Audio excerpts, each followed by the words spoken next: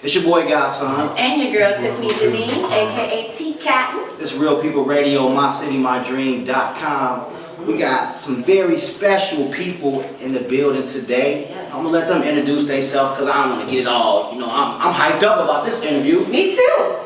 Well, it's your boy Chase Davis, man. Hella bands on, producer, holding it down for the city. Got my little bro right here, Lil Mouse. Boy, Lil Mouse, man. Hella band music group, man. Let's get it. I like how you did this. Your boy Lil Mouse. Real cool. I got it. I ain't little, I'm Big Mouse now. Little Mouse, tell us where you from.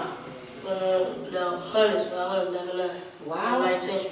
Okay. I'm scared of y'all out there. I swear when I go out there, I had to do this and put. It's something to be scared of. There's a lot going on. Speaking of a lot going on, you know, I know there's been a lot of controversy around, you know, the show that you did not too long ago. You know, I want to give you a chance to clear that all up because a lot of people want to try to blame people for stuff, and we know that you're not like that. We see your movement, but we want you to have that chance to say, man, this was the real story. There's always two sides.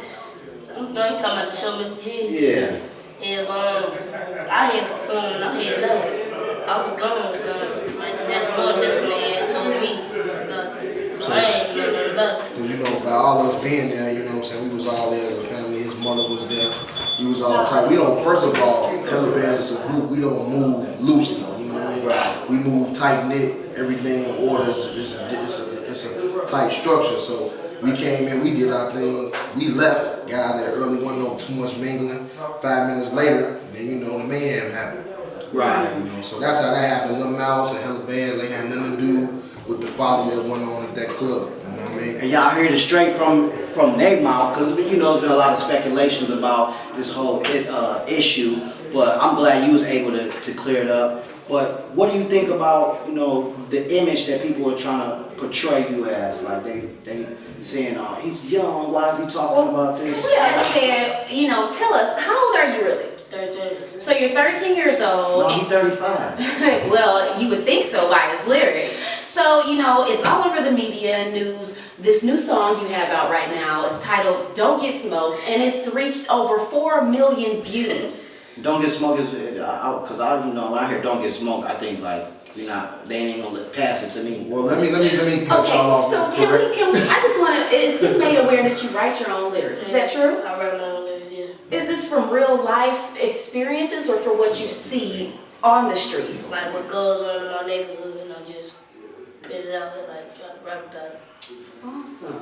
You know, okay, why don't you tell us a little bit about, you know. I mean, first of all, you gotta realize we was all 13 at one point in time too. You know what I'm saying? We was all wanting to rap or whatever, but what little bro with the shorty doing is he was checking out what he see. You know what I'm saying? This was around him. You know what I'm saying? You know, people get mad at him, but you weren't mad at Lorenz Tate when he was old dog. Right. That's society, you feel me? So I was kinda though. Well, we were. Because I didn't get a chance to play the ball. Like I had practiced it and everything. you know, you can't get mad at him, you know what I'm saying? You gotta get mad at the government for dropping off the guns in the neighborhood anyway. That's a whole nother story. But you know, you can't get mad at him. He a product of his environment. So and I want to make a correction real quick. It is at 4 million, but the first video it should have been up to 10 million. But you know, some stipulations with YouTube, they took the video off and did some things like that. So this is the second go around in the video being up. So with, you know, touching on, you know, your music being a reality for you, you know, would you say that Chicago, you know, right now the music represents what's going on in the everyday life of, you know, they talk about Chief Keef, they talk about Little Reed, King Louie, and they talk about you, but it's actually representing what you do, right?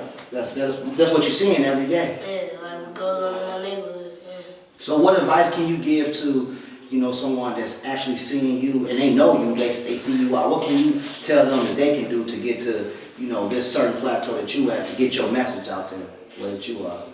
Like, basically like how I get my message out and to the people, it's just like songs, raps, like see what's going on, just write it. Like, See, and that's why I'm glad that we're here to clear this up today, is because you have been receiving a lot of negative commentary surrounding your lyrics in your songs. So, coming straight from you, do you consider this, as a form of poetry and expression for you to really put the spotlight on what's happening in the hood so that everybody can really, hear the alarm as to how it needs to improve? Or is it something that you condone and that you kind of like, well, this is my life and I'm kind of happy it's this way? Would you want to see other kids, doing the same thing that you're nah, doing? like, the reason that I picked the word out was for kids could, like, know and not do it. Like, Okay. yeah.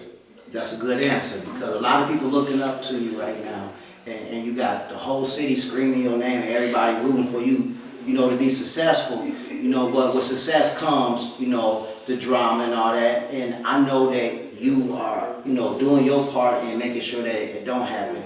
But I see that you buzzing right now. You did a song with Lil Wayne. Tell me about that. Like, it's not too many artists that can actually get a call or a track or anything from Lil Wayne. How did you land that? It was like Mac Man, he had called my manager's phone. He getting called from Mac Man, y'all. He called my manager's phone, then he said he go call right back with Lil Wayne on the phone. Now he was thinking like it was a joke.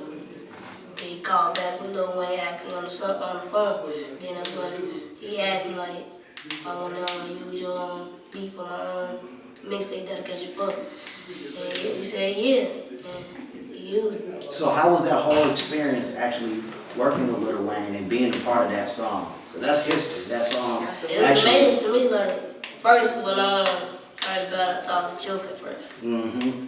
And then that's when I actually viewed it, and it was How did you amazing. feel seeing your name on the credits of Dedication 4? How did that make you feel? Coming from the hundreds in Chicago, you living your life and Lil Wayne called you. How did that make you feel just to He see didn't that? think it was real. No, but just to see that CD. I know we seen the CD, it was like, God damn, my name on the CD.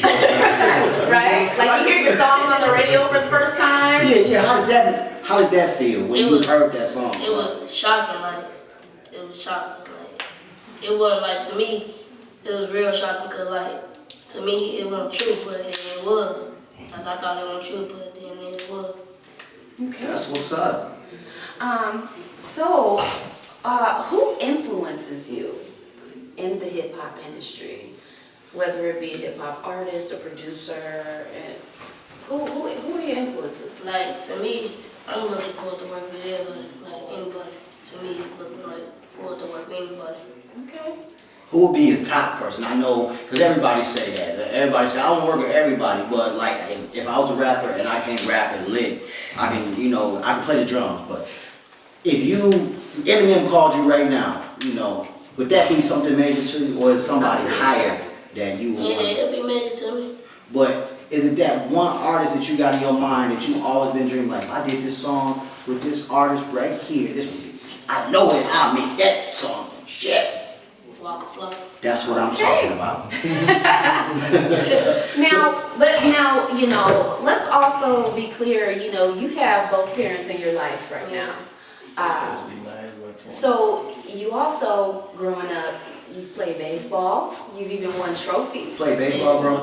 Yeah. Oh, that's what I'm talking about. So what You made watch you, 42? You see 42? so what made you want to take the direction of being a hip hop star versus baseball? Like, being like a hip hop artist, it was always in my mind. Like, that's what I always wanted to grow up and do. Okay. And then that's when, You can very well be like the next Tupac or Biggie, and I'm not like, being offensive when I say that, but they did experience the street life, but once they got into the industry, they no longer were in the street life. They were just rapping about the street life. And they sold 100 million albums. Yes, absolutely. And I would like to see that for you.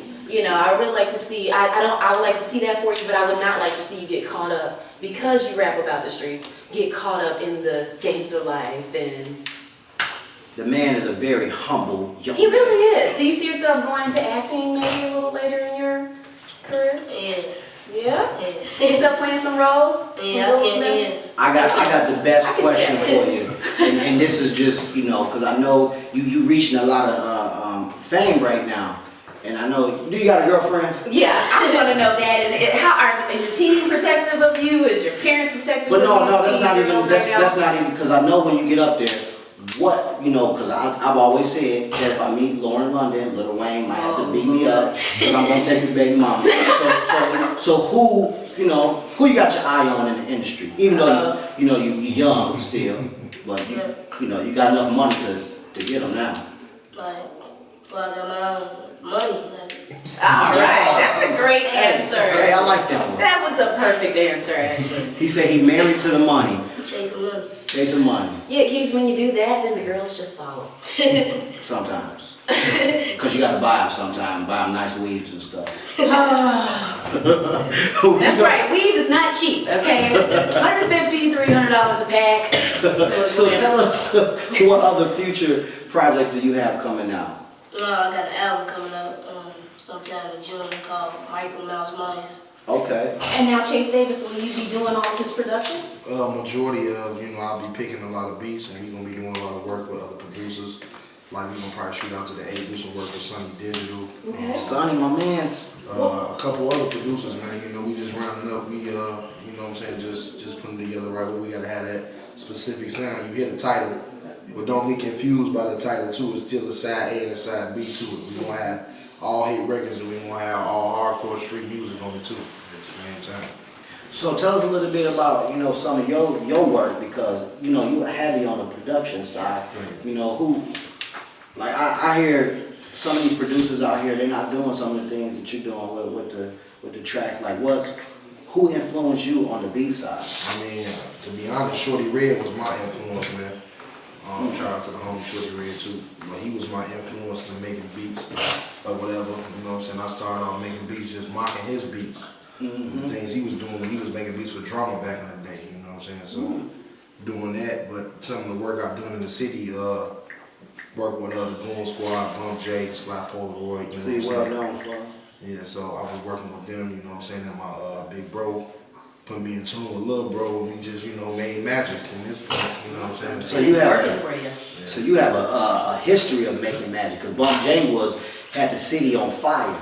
Yeah. So you got Bump J, you got Little Mouse. Like what's your next step? Like who do you want to work with? Really at the end of the day, my next step is not even to even really be doing hip hop beats. Like I want to do scores for movies and shit like that. I was just about to ask you that. That's You what I know, want to do. so Get some real money off my craft. I'ma always make sure he's straight. Really, he my main concern. Everybody else, you get taxed over your head. Can I get a beat for 5? I got 500 try to get in where you fit. right now before he goes. Okay, so could you see yourself doing pop country beats? And I got R&B? pop beats. I got And like that I country know. beats, you know what I'm saying? So What y'all don't know is, I know Chase Davis, and he works very hard, out of Woodlawn, Illinois, and, being able to see him in the studio, he's very serious about his craft. His music sounds great, Tiffany's his #1 fan. I am, And she's got the.